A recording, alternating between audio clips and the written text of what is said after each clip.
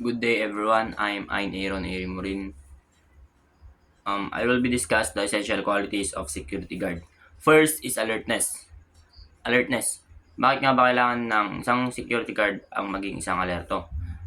Ang pagiging alerto sa anumang bagay ay makakatulong sa iyong trabaho, which is mas mapapadali o mas maging aktibo ka sa mga bagay na iyong gagawin. Second is judgment. From the word judgment, ito yung parang panghusga. Hindi naman lahat ng panghusga ay tama, hindi naman lahat ng panghusga ay mali. Pwede rin itong tama, which is nasa iyong sarili kung ano nga ba yung talagang nakikita mo sa isang bagay, kung paano mo ito husgahan. Third is confidence. Ang isang security guard dapat may confident. Kailangan niyang maging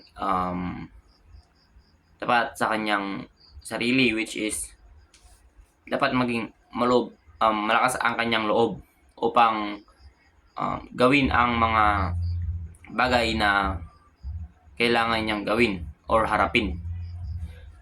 Fourth is physical fitness. Dapat ang isang security guard ay physically fit, which is para mas mabilis lahat.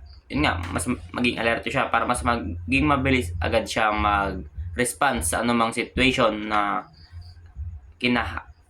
pwedeng harapin. Next is the tactfulness. Dapat maging mahusay din siya sa pag-iisip sa mga